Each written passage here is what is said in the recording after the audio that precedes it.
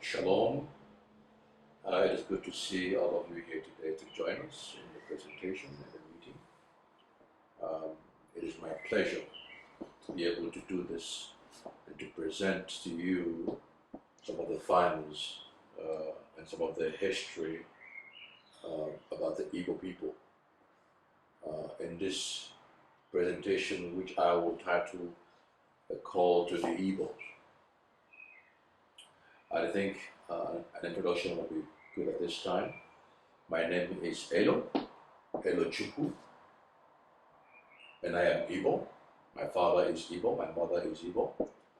And one of the good things about my growing up is I had an eyewitness to the original Igbo traditions, because my father is a chief.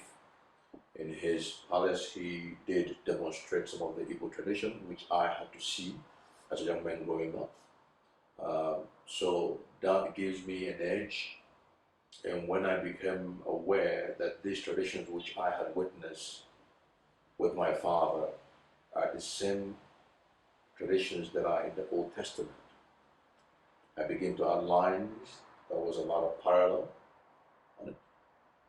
So that gives me an honor to say that the Igbos have kept their father's tradition, which they have taken from the land of Israel into the modern day Niger area.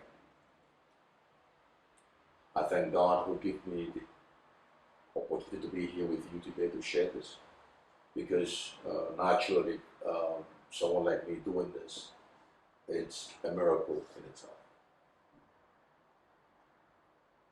So without wasting time, let's get into the presentation. If you have any questions, please feel free to ask questions. From what I understand, this will be aired online, so you can be able to watch this for the internet. If you have any comment, those who are watching online, please email the questions in, and we'll be able to address the questions. Please do give some time for us to process the information and get back to you, because the team, it's very few. So we need some time to process things and get back to you quickly. But we will do so, hopefully, in time. A call to the Igbo. We have previously tried to explain how the word Ebeo became Igbo and then became Igbo today. As I've explained previously in the presentations, the call to the Igbos, the word Igbo has no meaning in the African language of the Igbo people. That created the quest to discover who the people are, who called them the name, what did they call themselves, who their father were, and what did their father call themselves.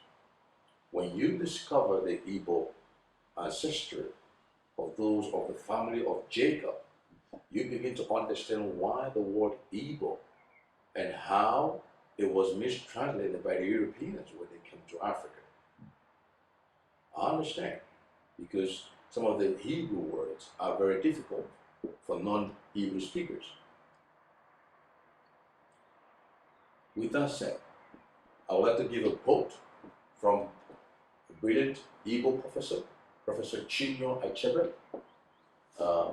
He's an author of a bestseller, Things Fall Apart. In his quotation, he says this, proverb, he says, until the lion tell his side of the story, the tale of the hunt will always glorify the hunter.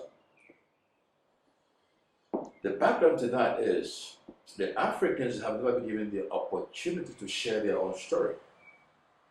In fact, we have read many Europeans saying the Africans had no history. There's no reading history, that is. And the irony of that is this, or the irony in that rather is this. Those who say this have a copy of the Bible. Yes, they are so-called Christians. If they but look into the Bible, they will understand these are one and the same people that are in the Bible.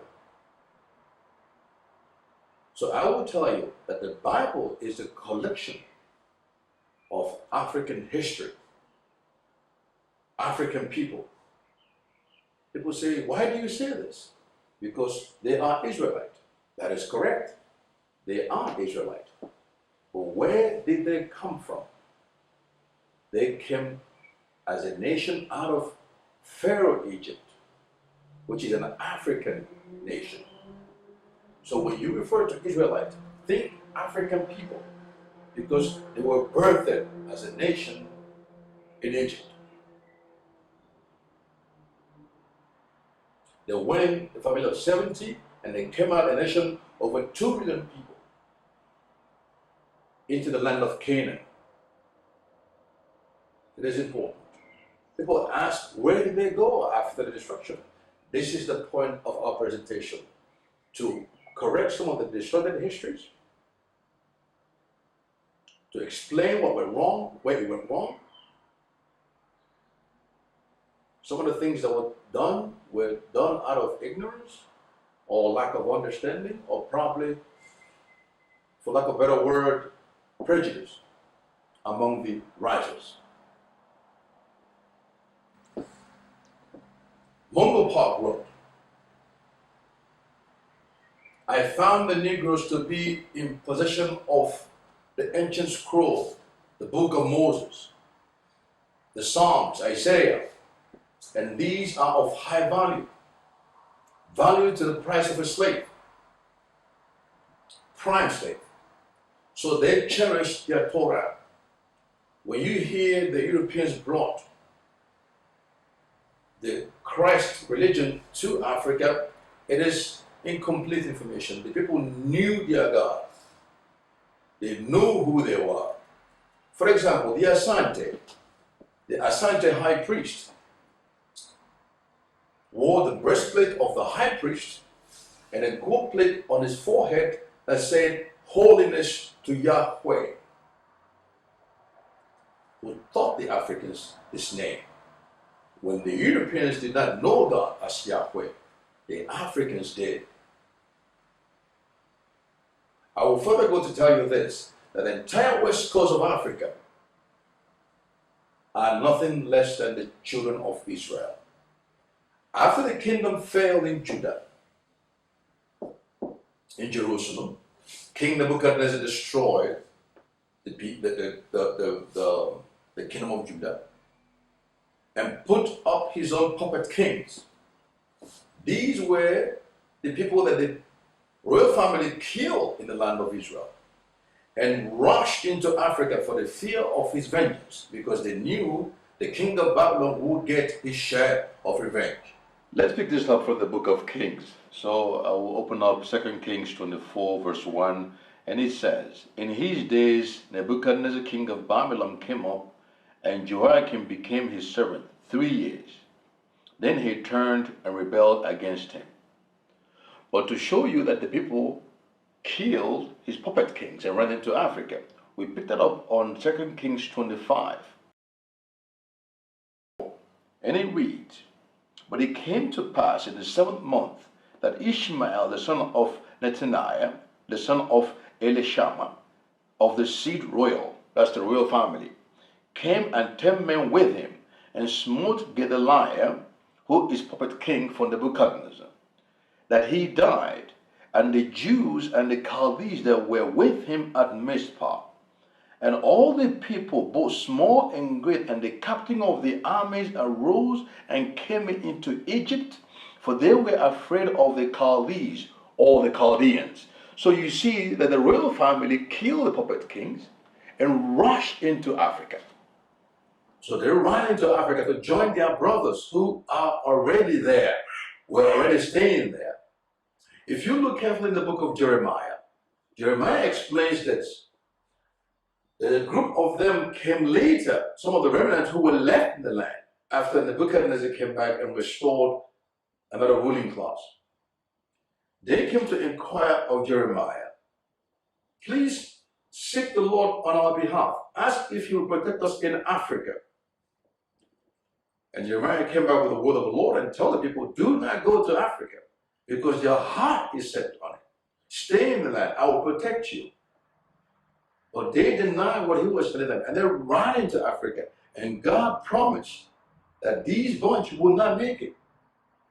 But the first bunch who went, we believe they were in their millions, survived till this day. And they are the ones who built these powerful empires in Africa,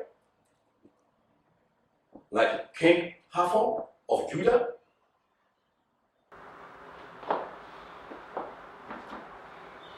Let's go to Judah for a minute. King Hathor had about 44 wives. Solomon had about 1,000 of them. You see, it's an African thing. Even today, people are not men who have 30 to 40 wives. I don't see Europeans doing that. No, they don't do that. I'll make a small joke. When somebody asked me, you are Ebeo, I said, yes. He said, you don't have a big nose. And I said, were we supposed to have a big nose? If we did, God would add to the circumcise the nose. But he did not. Now what are you thinking? King Hathor was a very powerful king in the West Africa, the king of Judah. And he was pro-European. The Portuguese loved him. There was even fight between the Europeans who would trade with this king because he was famous. He was very wealthy. Before 1884, before Africa was torn into pieces and all the name was changed, these powerful kings were ruling people. Even the emperor of Asante, the king of Asante, very wealthy king. These are ancient Israelite families. The history of Africa has not been told yet because it holds a lot of power to the truth. Be it for political reasons, be it for religious reasons, I don't know. But it has not been told. As I said earlier, the proverb from Professor Chinua Achebe, until the lion can tell his story, the glory of the hunt will glorify the hunter. When King Dahomey, king of Dahomey, Ajada, conquered Judah, he annexed Hathor. Now what you don't know is Dahomey is also an Israelite kingdom. So they did not kill the people, they only absorbed the people into their power. They were expanding their kingdoms. So the people remain in the land till this day. Even the capital in Benin is still called Oida, which is the French name for Judah. In Cameroon, it's called Yaoundé. The kingdom of Judah, which the Portuguese changed its name to call Ajuda.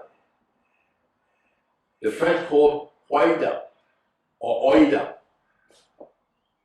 So when you hear these names, Oida, Oida, Judah, Ayuda, they are the same people. The kingdom of Judah in West Africa. About the Ebos are a mixed tribe. We understand today that most family among the Ebos are the God family. Because Eri and his brothers moved to the River Niger area and settled there. Eri built an altar, 12-stone altar, and called upon the name of the Lord, Yahweh. And then settled with his brothers. The question I always get is this: why did Eri not call the Ebos Gadites? Well, it's important to understand. They did not move alone. They moved with other tribes because there was commingling. Remember when I said, when the kingdom fell, there was commingling of the tribes. There was a northern kingdom, there was a southern kingdom. But the people who commingled knew where they come from. They knew their ancestor. But the common name for them would be Ebeo people. One more point you have to understand is this. The ancient Israelites did not call themselves Israelites.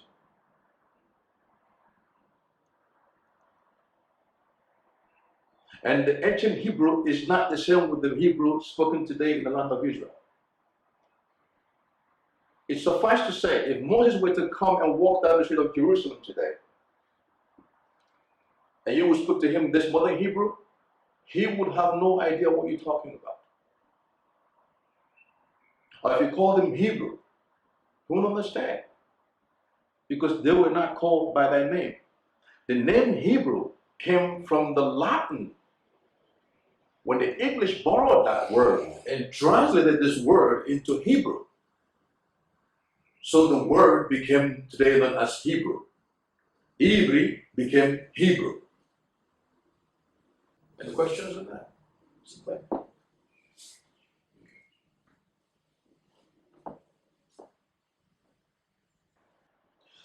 Ancient Hebrew writings. When they discovered the Qumran scroll, you can see very clearly that the ancient Hebrew is very different from the Hebrew that is written today. So the Bible was written differently from that which is spoken today. When Christ was on the earth, the common language was Greek for the people. Hebrew was there, but it was not well spoken. Most scriptures were written in Greek. After the exile, the language of the ancient Hebrew became corrupted per se.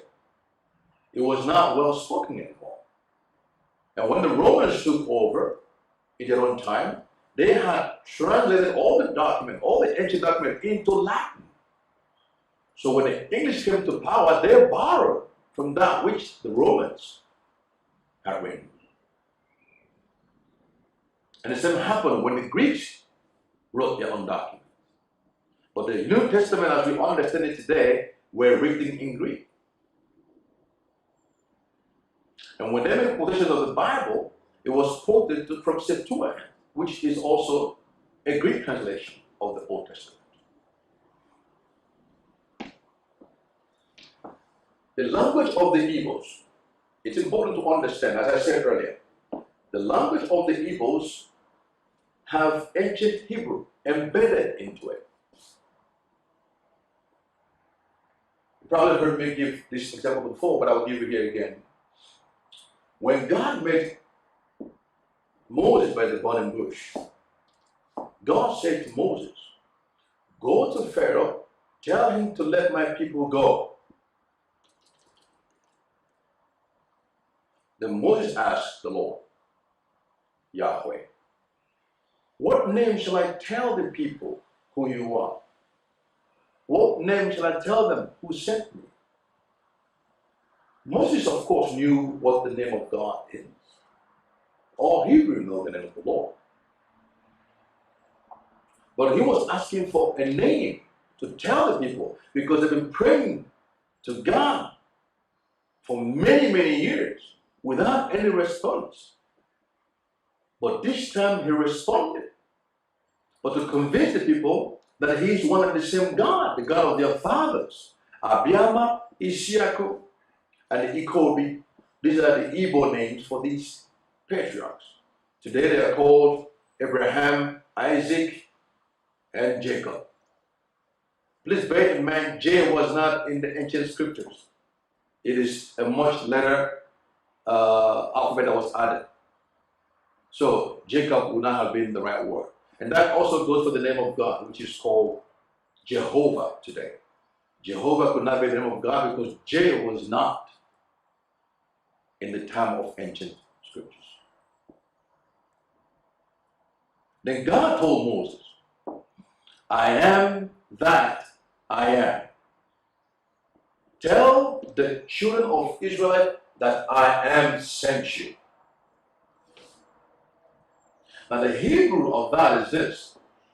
I am that I am in Hebrew is Ahaya Shah Ahaya. In Igbo language today, Ahaya is the same word for his name. There are more examples like this that can be covered. So I believe that the ancient Hebrew is preserved in the modern Igbo language that is spoken today in the land of Nigeria. I will give an example. There was an author who wrote a book, Oluda Ikwano. They know him as Olauda Ikwano. But he told you what his name meant in Igbo, so we know it's Oluda Ikwano. He wrote the bestseller, The Interesting Narrative of Olauda Ikwano. And he explained that he was born in the land of the Ebeo, a land called Ebeo, in 1745. And if you look through the slave documents, they refer to people as Hebo or Abel. So they were still quite close. Why Abel or Hebo? If you understand the common ancestor of the Israelite, of ancient Israelite, is Eber or Heber. The people call themselves after this ancestor, Hebo, as in plural, the people, which is some word Igbo means. Igbo means the people. They say Ndibo, when, Yah, and Yah is the name of God. So when they say Igbo when, the word they respond with, Yah, is also the name of God. And also, all Igbo names include those of Maya, Keneya, Tonuya, and Yah is abbreviation for God's name Yahweh. Remember, Judah, Yahudah. This is also a part of God's name embedded in the people's name. And God also said that the people bear my name. The people that are called by my name, if they will humble themselves, repent from their wicked ways, and pray, and I will hear from heaven and will heal their lands. It is important. The people bear his name.